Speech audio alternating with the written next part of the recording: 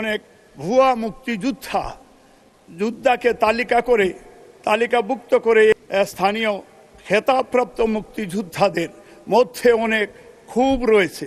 ভুয়া মুক্তিযোদ্ধা বলতে আসলে কিছু নেই, এটা হবে অমুক্তিযোদ্ধা। সিলেট ৩ থেকে নির্বাচিত মাননীয় সদস্য জনাব মোহাম্মদ আব্দুল মালিককে তার জরুরি জনগুরুত্ব সম্পন্ন বিষয়ে মনোযোগ আকর্ষণের নোটিশ পড়ার জন্য আহ্বান জানাচ্ছি। বিসমিল্লাহির রহমানির রহিম। থ্যাংক ইউ মাননীয় স্পিকার। মাননীয় স্পিকার, আপনি একজন মুক্তিযোদ্ধা, আর এখানে মুক্তিযুদ্ধের বিষয়ে স্বাধীনতার ঘোষক শহীদ প্রেসিডেন্ট জিয়াউর রহমানের স্বাধীনতার ঘোষণার পর থেকে এই দেশের মুক্তিযুদ্ধ একটা গর্বের বিষয়। মাননীয় স্পিকার, আমার এলাকা দক্ষিণ সুরমা, ফেঞ্চুগঞ্জ, বালাগঞ্জ এবং প্রবাসেও মুক্তিযোদ্ধারা এই স্বাধীনতা সংগ্রামে অর্থ দিয়ে এবং জাতিসংঘ, ইউকে এবং ইউরোপের সমর্থন আদায় করেছিল। এবং সেই দিন এইখানে ডক্টর মুশাররফ স্যার আছেন, ডক্টর মঈন খান আছেন, ওনারাও মুক্তিযুদ্ধের সংগঠক ছিলেন।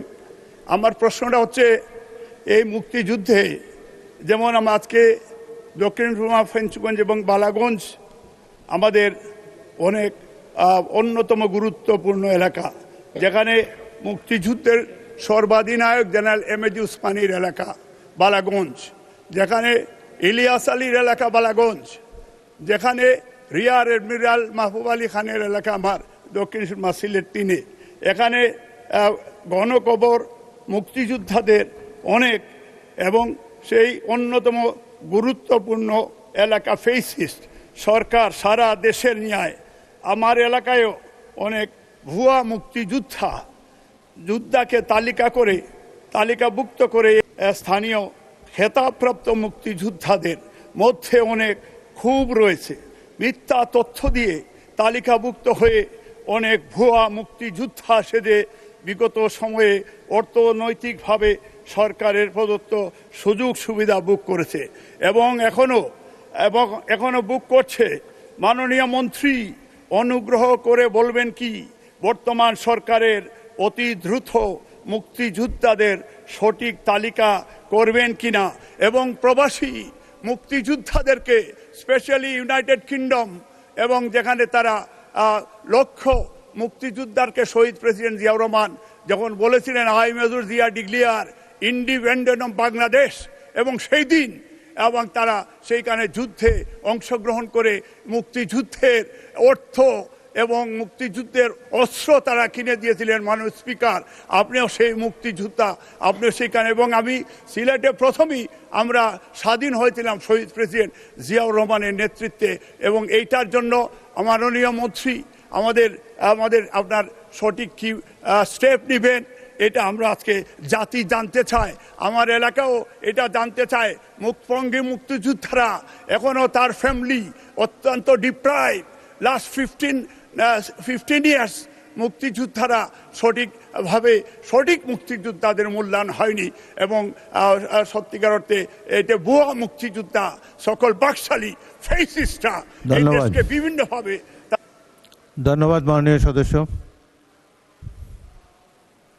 দয়া করে বসুন। ধন্যবাদ মাননীয় সদস্যবৃন্দ, আপনারা যে নোটিশ দেন সেটি গৃহীত হওয়ার পর শুধু নোটিশটি পড়বেন, বাড়তি কথাবার্তা পরে যখন সম্পূরক প্রশ্নের সুযোগ পাবেন তখন কিছু বলতে পারেন, বাট প্রথমে নোটিশটা পড়ার প্রয়োজন। এটাই হলো সংসদের রীতিনীতি। এখন আমি মাননীয় মুক্তিযুদ্ধ বিষয়ক মন্ত্রী জনাব আহমদ আজম খানকে এই বিষয়ে একটি সংক্ষিপ্ত বিবৃতি দেওয়ার জন্য আহ্বান জানাচ্ছি। বিসমিল্লাহির রহমানির রহিম। মাননীয় স্পিকার, আপনাকে ধন্যবাদ। আপনার মাধ্যমে মাননীয় সংসদ সদস্যকে ধন্যবাদ। মাননীয় স্পিকার, ভুয়া মুক্তিযোদ্ধা বলতে আসলে কিছু নেই, এটা হবে অমুক্তিযোদ্ধা। বীর মুক্তিযোদ্ধাগণ দেশের শ্রেষ্ঠ সন্তান, তারা জীবনের ঝুঁকি নিয়ে দেশকে স্বাধীন করবার জন্যে মুক্তিযুদ্ধে অংশগ্রহণ করেছিলেন। কিন্তু কিছু সুযোগ সন্ধানী ব্যক্তি, রাষ্ট্রের কিছু অসাধু ব্যক্তির সহায়তায় মুক্তিযোদ্ধা না হয়েও নিজেদেরকে মুক্তিযোদ্ধার তালিকায় অন্তর্ভুক্ত করে রাষ্ট্রের সুযোগ সুবিধা গ্রহণ করছে। বিশেষ করে গত ফ্যাসিস্ট আমলে এই ঘটনাটি ব্যাপকভাবে ঘটেছে। এ সকল মুক্তিযোদ্ধাকে যাচাই বাছাইয়ের মাধ্যমে অমুক্তিযোদ্ধাকে যাচাই বাছাইয়ের মাধ্যমে মুক্তিযোদ্ধার তালিকা হতে বাদ দেওয়ার বিষয়ে মন্ত্রণালয় কাজ করছে।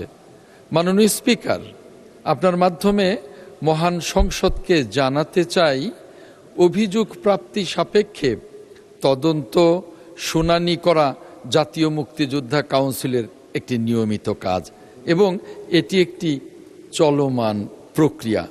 জাতীয় মুক্তিযোদ্ধা কাউন্সিল ও মুক্তিযোদ্ধা বিষয়ক মন্ত্রণালয়ের অমুক্তিযোদ্ধা হিসেবে কোনো অভিযোগ পাওয়া গেলে জাতীয় মুক্তিযোদ্ধা কাউন্সিলের সদস্যদের সমন্বয়ে গঠিত উপকমিটি কর্তৃক তদন্ত শুনানির মাধ্যমে যাচাই বাছাই করে অমুক্তিযোদ্ধা প্রমাণিত হলে গেজেটে বাতিলের সুপারিশ করা হয়। ইতিমধ্যে আগস্ট 2024 থেকে মার্চ 2026 পর্যন্ত সারা দেশে 481 জনের গেজেট বাতিল করা হয়েছে।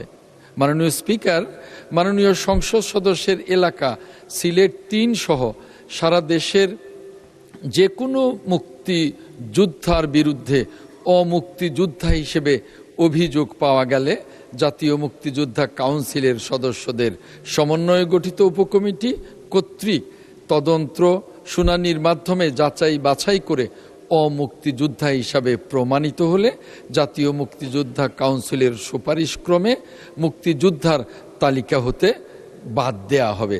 মাননীয় স্পিকার, মাননীয় সংসদ সদস্য যারা প্রবাসে রয়েছেন তাদের বিষয়ে বলেছেন, এদের প্রবাসে যারা অদ্যাবধি ডিজিটাল সনদ ও স্মার্ট আইডি পাননি তাদের আবেদন প্রাপ্তি সাপেক্ষে ডিজিটাল সনদ ও জীবিতদের স্মার্ট কার্ড আইডি প্রদান করা হবে। মাননীয় স্পিকার, আপনাকে ধন্যবাদ।